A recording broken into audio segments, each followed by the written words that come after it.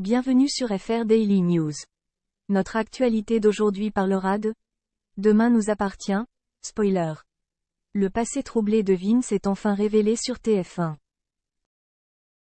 Professeur de yoga en apparence ordinaire, Vince s'est en fait lancé dans une entreprise qui lui a permis de gagner facilement de l'argent dans Tomorrow Belongs to Us.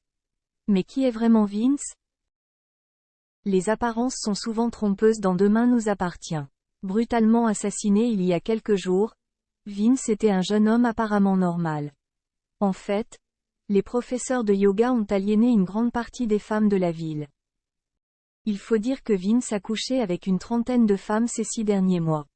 Son objectif? Leur extorquer de l'argent. De quoi donner à beaucoup d'entre eux de bonnes raisons d'être en colère contre lui. Si jusqu'à présent tout laissait penser que le meurtre de Vince était lié à ses escroqueries à répétition, alors en réalité Vince était engagé dans un business qui lui permettait de gagner de l'argent facilement. Et il se pourrait bien qu'il en ait payé le prix au final. Dans un nouvel extrait disponible sur la plateforme MYTF1, Damien et Roxane ont fait une découverte qui va changer le cours des investigations. Jai remarqué quelque chose d'étrange dans les messages privés de Vincent Germain, a-t-elle expliqué à Damien. En effet, la jeune fille a remarqué que la victime recevait de nombreux messages. Lorsque Vince aimait le message de son interlocuteur, celui-ci lui envoyait une série d'émoticônes, des cœurs, des étoiles ou encore des nuages. La forme étrange correspond aux pilules d'ecstasy trouvées par la police sur le chantier de Gilles. Ça veut dire que c'est un agent. C'est comme ça qu'il communique avec ses clients, a compris Roxane. Une nouvelle voie s'ouvre ainsi pour la police de Sète, qui espère désormais arrêter l'assassin du professeur de yoga. Une piste pourrait également les conduire vers Bruno Paoletti, qui semble travailler pour le même réseau. Très probablement, c'est le père de Nathan qui a caché les sacs de drogue sur le chantier de Gilles, et Joris Ferrel, son fournisseur, semblait avoir du mal à gérer ses affaires. La mort de Vince pourrait-elle être liée à ce trafic de drogue? Alors que peut-il faire pour signer l'arrêt de mort? La réponse sera bientôt révélée dans Demain nous appartient. Merci d'avoir regardé et à la prochaine vidéo. N'oubliez pas de vous abonner à notre chaîne.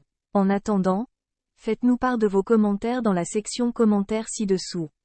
Depuis MeToo, les femmes sortent de plus en plus du silence. Et dans TPMT, ce jeudi 17 février, Cyril Hanouna a fait un petit tour de ses chroniqueuses pour voir s'ils avaient déjà été confrontés à des gens un peu trop lourds. Et l'ex-Miss France, Delphine Westpisser, a répondu par l'affirmative. Ah bah. Elle dit qu'en général les politiques, les maires et les politiques sont toujours avec des mains assez baladeuses quand il faut prendre la pause pour prendre des photos.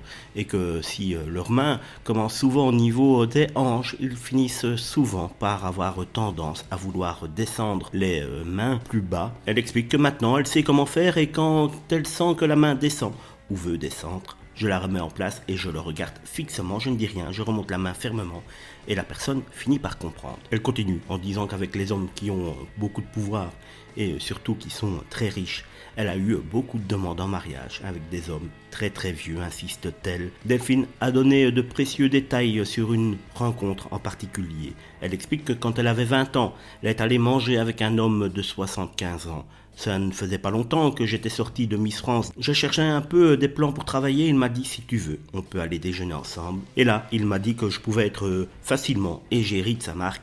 D'ailleurs, je ne sais même plus ce que c'était comme marque.